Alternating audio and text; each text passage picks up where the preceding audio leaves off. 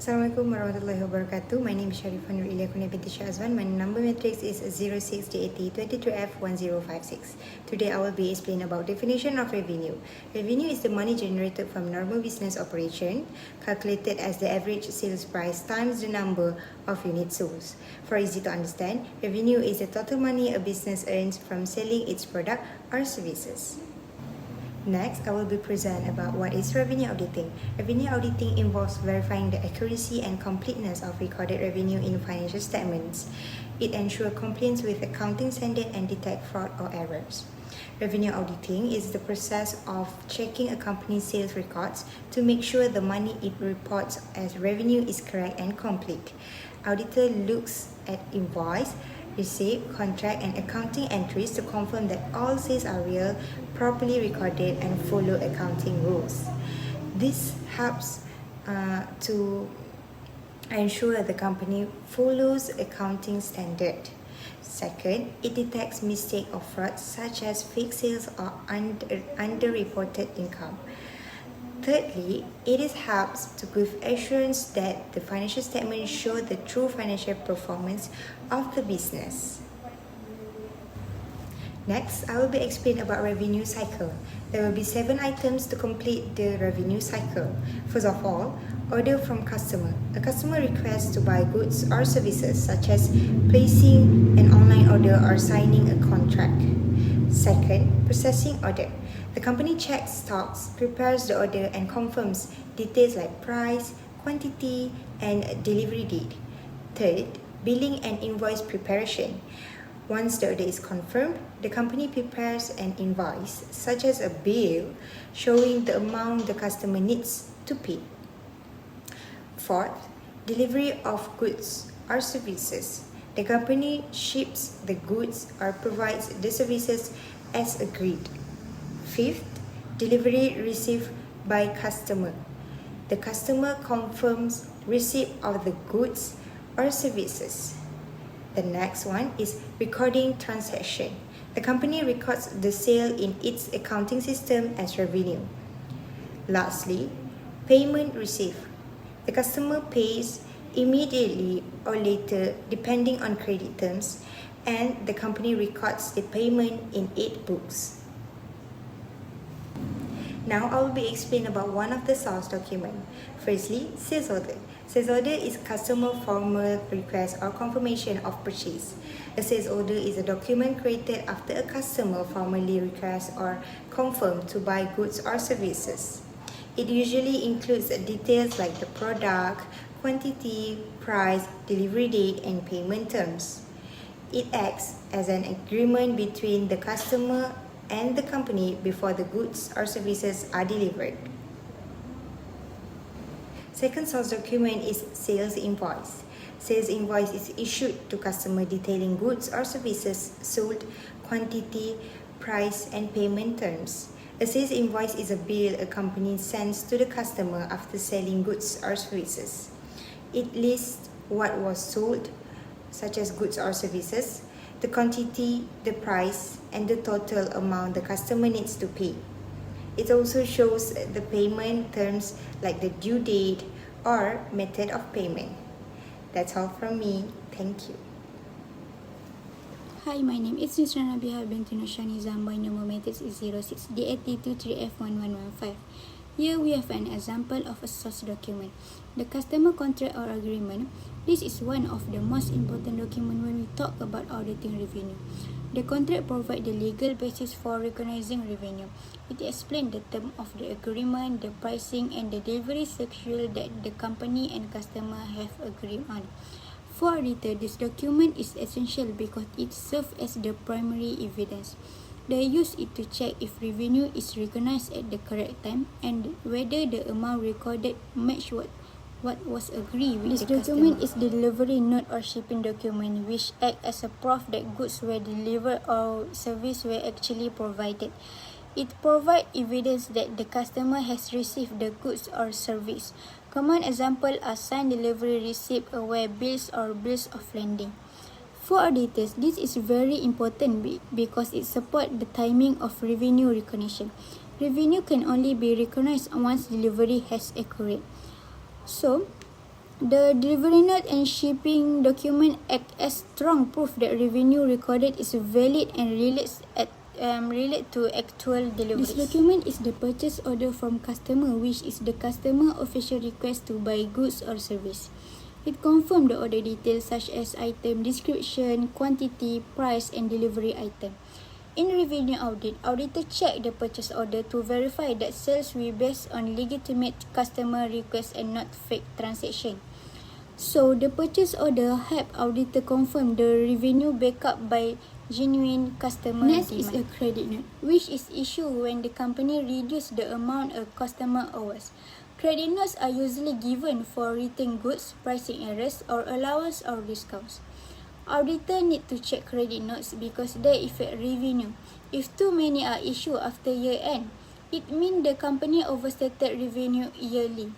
Therefore, credit notes are crucial for auditor to ensure revenue is not overstated and reflect reality. Lastly is a timesheet, which record the hours worked by employees, especially in service-based company.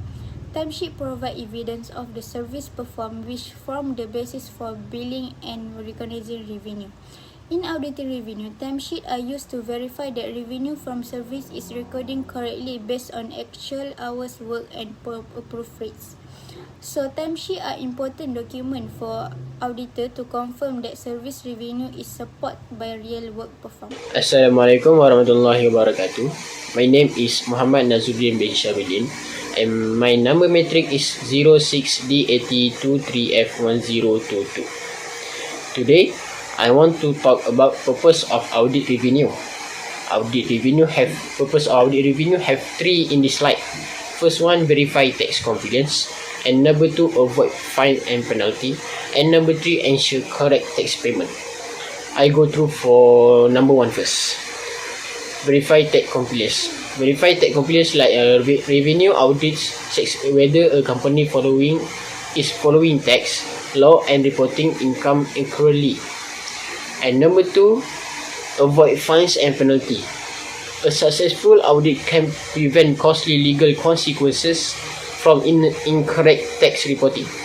And the last one, ensure correct tax payment. Ensure correct tax payment like confirm the business is paying neither too much or too little in taxes. Okay, let's move to the second slide. Second slide, we talk about type of revenue. Type of revenue have 5 in this slide. First one, service income. Second, sales. Third, interest. Fourth, dividend. And 5, royalty. We go to the service income first. Service income, this is common in industry like consulting, healthcare, and education, where no physical product is sold out, value of provided through expertise or service. And number two, sales. For most business, sales from the large portion of revenue and accurate tracking is critical to measure profitability. And number three, interest. Many companies earn interest income by placing excess cash in saving account or bonds. And number four, dividend. This provides an additional source of income for company or individual with investment in other business. And number five, royalty. This type of revenue is significant in industry like entertainment, technology, and publishing, where intellectual property generate long-term income. Together, this is different type of revenue reflect the diverse ways business generate income depending on their nature and industry. Thank you. Okay, let's move to recognition criteria. Revenue recognition is a fundamental principle is accounting that refers to the process of determining and recording revenue when it earns. According to the latest standard like ASC 606 and IFRS 15, company must recognize revenue when control of goods or service is transferred to the customer. This principle has maintained consistency and probability across financing statements of different organizations. In recent years, revenue recognition have undergone significant change due to the adoption of new revenue recognition standards. Clear revenue recognition policy also reduce the risk of disputes with tax authorized investor and auditor. Ultimately, revenue recognition provide clarity and fairness in presenting a company financial performance. Thank you. Okay, last slide from me. I talk about risk of revenue recognition. Risk of revenue recognition have two in this slide. First one, risk of fraud in revenue recognition, and number two, risk of override of control by management. I go through risk of fraud in revenue recognition. Audit must check that all income, return, discount, service and related asset liabilities are recorded in the correct period. And then risk of override of control by management. Management can bypass control and manipulate record, creating fraudulent statement. Audit should review unusual journal entries, check accounting estimate for bias, assess unusually or significant transaction. That's all from me. Thank you. Assalamualaikum warahmatullahi wabarakatuh. My name is Shabir Aiman Deshara Alwi. My matrix number 06D8023F1004. Today I want to explain about 1.2 Audit Assertion Accounting Treatment. Assertion to test. Choose the assertion to test. Choosing an assertion to test PPE, the assertion being tested in this instant in valuation and allocation. This ensures that non-current assets are valued properly and reflected in the financial statement accordingly. Audit assertion and accounting treatment. Audit assertion. Transaction and degree. Occurrence. Transaction recorded actually happened and related to this entity. Completeness. All transactions that should be recorded are included. Accuracy. Amount and data are recorded in the correct accounting period. Classification. Transition are recorded in the proper account. Presentation. Information is clearly described, properly grouped and understandable per the financial reporting framework. 1.3. The accounting system and control activities related to revenue. Accounting system and control activity. Examiner's internal process. Review the company system for revenue recognition, bookkeeping and billing to ensure they comply with standard and error-free. Second, review recording of customer invoice. Check the whether all customer invoice are accurately and completely recorded in the accounting system. Lastly, assess control effectiveness.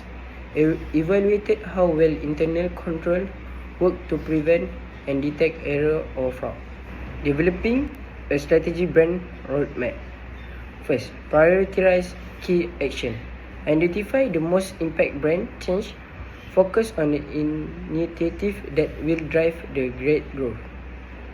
Define clear milestones. Establish measurable, objective and timeless. Break down the roadmap into achievable stage. Allocated resources effectively.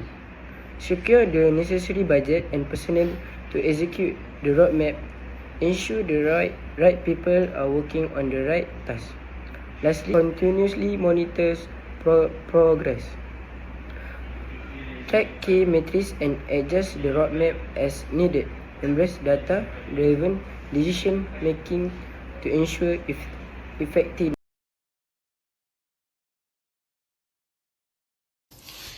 Assalamualaikum warahmatullahi wabarakatuh. My name is Sarah Sofina binti Muhammad Fadil and my matric number is 06D8023F1124. Okay, so I am going to present about definition of audit procedure for revenue. So the audit procedure for revenue involve a structured approach to examining financial records, verifying transaction and ensuring compliance with accounting standard. On this slide, I will explain what audit procedure for revenue means. So basically, audit procedure are the steps that auditors take to check whether the company's revenue is recorded correctly. And it involves three main parts. So the first one is examining financial records. So auditor review document like invoice, receipt and contract. Second, verifying transaction. So they make sure that the revenue recorded actually happened and is accurate. And number three is ensuring compliance. This means checking if everything follow accounting standard and company policies. So in short, audit procedure help to confirm that revenue is reported fairly and without errors. Alright, so now let's look at the auditing procedure for revenue.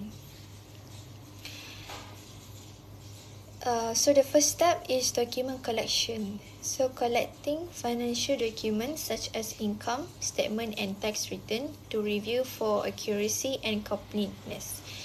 So this means auditor gather financial documents like income statement and tax return to check if they are accurate and complete. So next is verification. So confirming information provided in the document against other source of information such as bank record or customer data. So this means confirming the information in those documents with other sources such as bank records or customer data. Then come investigation, conducting an in-depth investigation of the discrepancy or issue identified during the verification process. And the fourth step is determination, which is determination whether any discrepancies are due to negligence, fraudulent return or other causes. So here the auditor decide whether those discrepancies are due to simple mistake, negligence or even fraud. And finally, the process ends with the final report, providing a final report and recommendation for correcting any error found during the audit process. So this report explains the finding and give recommendation on how the company can fix any issue found during the audit. So overall, this process ensures that the company's revenue is reliable and trustworthy.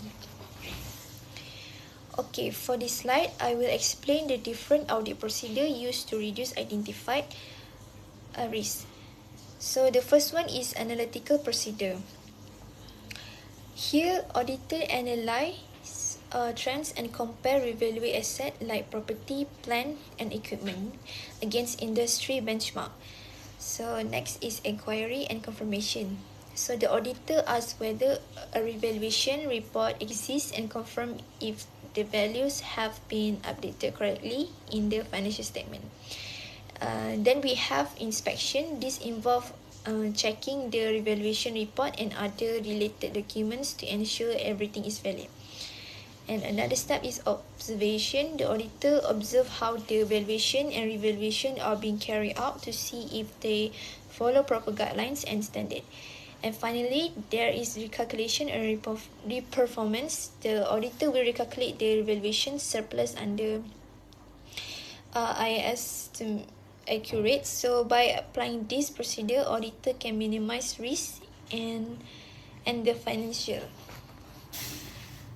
Okay, so the last one is risk of audit revenue. So there are two types of risk, which is inherent risk and control risk. So inherent risk is the revenue audit process pertains to the exposure of revenue figures to misstatement.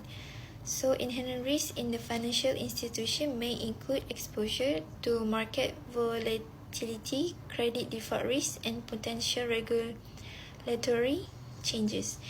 Next is control risk. So control risk mainly result from the failure of the internal controls to detect the inherent risk. For example, of control risk include cybersecurity risk, integrity and moral risk, of fraud, poor business system design, and more.